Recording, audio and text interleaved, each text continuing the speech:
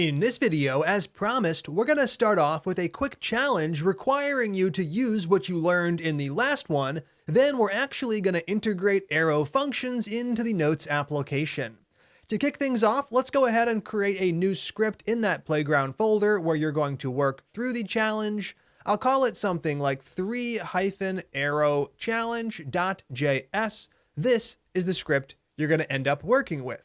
Down below, we can use Control-C to shut down nodemon for the old file, and we can run nodemon through the new empty one. So nodemon 3-arrow challenge.js. Now currently it's not going to print anything, but as you start to add code, we'll start to see the output here. Now the actual challenge is going to require you to expand on a little example I've created. And we can find that by heading over to the browser once again and going to the following URL.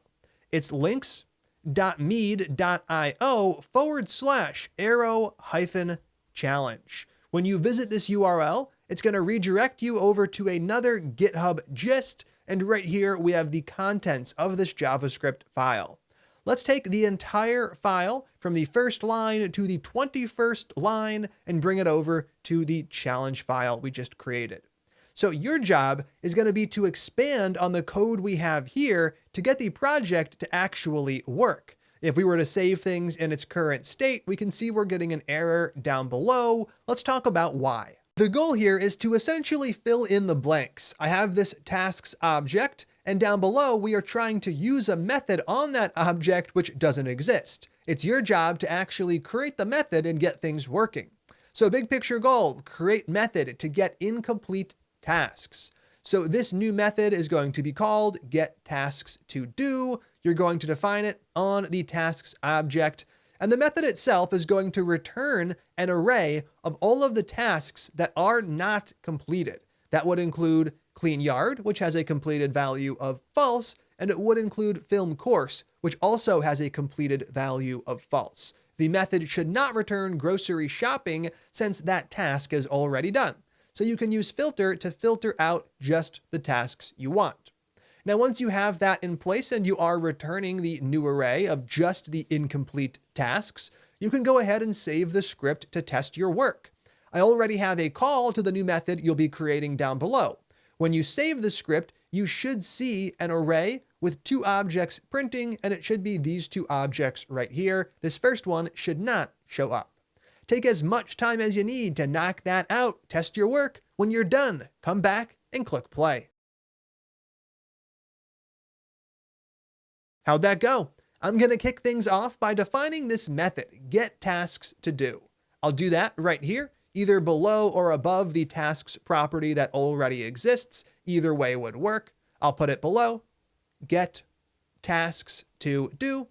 And in this case, we do not want to use an arrow function since arrow functions are bad for methods. We're going to use a standard function like so. Now we just learned about the ES6 method definition syntax, so we can use that here. Remember, we remove the function keyword and the colon, defining our method like this. Now inside of the function, we can move on to step 2 and use filter to return just the incompleted tasks. So right here, I'm going to create this new array, const tasks to do, and we are going to set it equal to a new array, which we'll get back from this .tasks, which is our array, .filter, which is going to allow us to filter them. Now I wanted you to use an arrow function for this, so that is exactly what I'm going to do. I start with my arguments, then my arrow, then my curly braces, and in here, I want to return true when the completed value for the task is false. So right here, I'm going to have access to the individual task. I'm going to return true when task dot completed is equal to false. If it is false, I want this item to stay in the new array because that's the tasks to do array. Now that we have that in place, we can go ahead and return tasks to do. Excellent. If we save the program, hopefully things are working, and down below, I'm now seeing the results we expected. I have clean yard and film course showing up, and grocery shopping is nowhere to be found. Now let's go ahead and make this more concise using what we learned about arrow functions. I'm going to return this array directly. There's no need to create a variable if we're just going to return it as the next thing we do. Right here, I can save the program and we have the exact same functionality we had before. From there, we can use that shorthand syntax. So remember, if we have an arrow function that just returns some result right away, we can take that result and we can put it in place of the curly braces. So I'm going to remove the curly braces and everything inside, and we're going to take task.completed equals false and put it right here. So task.completed triple equals false. Now we have the exact same functionality. Once again, down below, everything is still working, but we're using that shorthand arrow function syntax. So for each task in the array, this function is still getting called, and the function is still returning true if the task is not complete, and it's still returning false if the task is complete. And there we go. We have completed the challenge, getting just a bit more experience working with ES6 methods and arrow functions. Now, I don't typically do challenges like this where I give you code and it's your job to expand on it, but it is something I'm experimenting with. If you liked this format, let me know. If you thought it was more confusing than helpful, I'd love to know that as well. You can just send me a private message through the Udemy platform. I'd love to hear what you think. Now that you have a bit more experience working with these, we're actually going to integrate everything we learned into the Notes application. So I'm going to close down our two files from the playground directory, and we're going to turn our focus to app.js and to notes.js, where we can take advantage of both of these. I'm going to collapse the playground directory, and I'm going to bring us back to the Notes app folder. So from the terminal, I'll use Control-C to shut down NodeMon, then cd:/Notes app to go back to the Notes app directory, and then I'll use clear to clear the terminal output. Now, the goal for this second challenge is for you to refactor every single function in our app, which is maybe only 10. We have functions in notes.js that are indeed using that function keyword, and the same thing is true in app.js. Every single function is using the standard function definition. So over in app.js, let's talk about what I'd like you to do. As I just mentioned, goal, refactor all functions. Every single function needs to change. If that function is a method, you're going to use the ES6 method definition syntax, which is more concise. Now, otherwise, if it's not a method, you're going to use the most concise arrow function possible. So as an example, let's look at add note. When you go through this challenge, add note is going to become an arrow function as we're not defining it directly on an object. Now, this can't take advantage of the shorthand syntax because there are plenty of statements inside of there, and that's okay. Other functions like the one right here can indeed take that shorthand syntax into account, and in that case, you would want to use it. So just try to use the most concise syntax possible. Step 3, test your work. Whenever we refactor our code, we want to make sure we didn't break anything. So none of the changes you're going to make here should change the app's functionality at all. Run a few commands, just making sure that add and remove work correctly. All right, take some time to knock this one out. Don't forget to test things out. When you're done, come back and click play. Let's get to it. I'll be starting down below with the functions in app.js. These are all methods, so we're defining a function directly on an object, and in all 4 cases, we're going to use the ES6 shorthand syntax. So for this function, we will remove the colon and the function keyword, and we're going to do the same thing down below for the handler for remove. We'll do it for the handler for list, which isn't currently filled out, and we'll also do it with the handler for read, which once again is still something we'll end up building. That's actually it for app.js. Nothing too bad here. We just had a couple of functions that could be improved. Now we're going to move on to step 2, work in the other file and actually use arrow functions. So over here, let's just start from the top of the file and work down for each function. Now get notes. Get notes can indeed be an arrow function. So I'll remove the function keyword and then I'll go ahead and set up the arrow. Now, in this case, yes, you could have definitely used the shorthand syntax, but since I personally know we'll be adding more code to it, I'm going to not do that for the moment. But if you did, that is A-okay.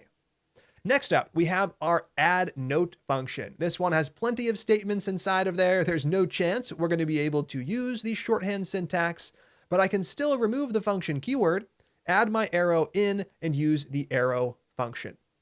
Next up, we have our filter method. So we call filter and we pass to it our callback function. This is something that can be an arrow function, and it's something that can also use that shorthand syntax.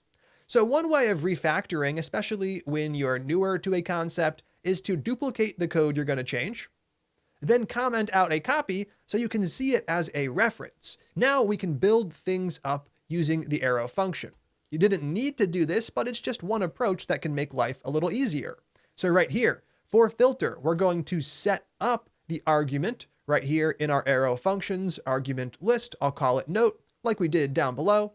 Then I'm going to set up my arrow, and I'll notice that all I was doing was returning a value, so I can use the shorthand syntax and type that expression out right here. That was me checking if note.title equals the title value passed in as the argument.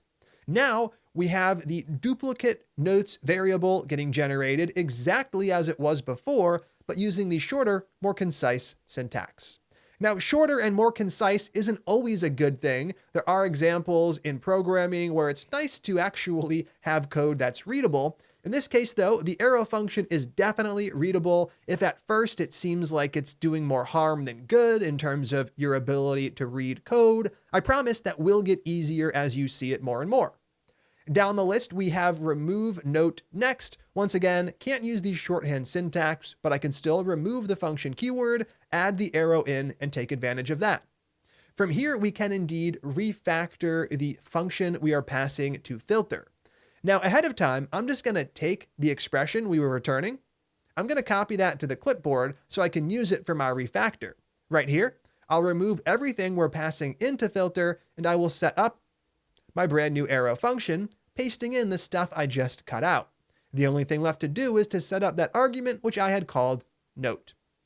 Next up, we keep going down the list. We have save notes and we have load notes. Both can be converted over to arrow functions, even though they can't use that shorthand syntax. So right here, an arrow function, then down below, another arrow function. Now, in this case, maybe you made the argument that because we eventually put these on an object, they should just be methods defined here. The reason we're not doing that is because these functions weren't designed to work with any specific object. None of them use this, so it's not important to maintain this. In our case, this is exactly what we're going to do here, and it's the same approach we'll take in other similar files throughout the course. Now, the last thing to do was test our work. So I'm going to remove the challenge comments. I'm going to make sure all of my scripts are saved, and we'll head over to notes.json to see what test data we have to work with. To start, let's go ahead and remove the one note we have. So node app.js remove, passing in a value for title. In this case, the title of the one note is list. I'm going to go ahead and remove it by running the command. And what do I get? It seems that things worked. The note's gone and we got our message. Now, if I were to rerun it, I would expect to see the error message since there are no notes and we can't remove this one. So remove is working. Let's go ahead and add a note right here. Node app.js add.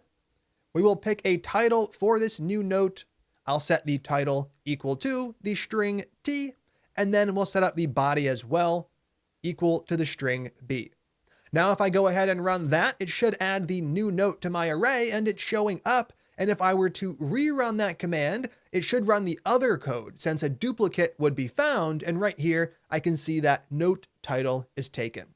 So there we go. We did some refactoring. We made sure our refactoring didn't break anything. And now we're ready to continue on to the next video as we start to wrap up this little demonstration project showing off what Node can do. I'm excited to get to that. Let's jump right in to the next one.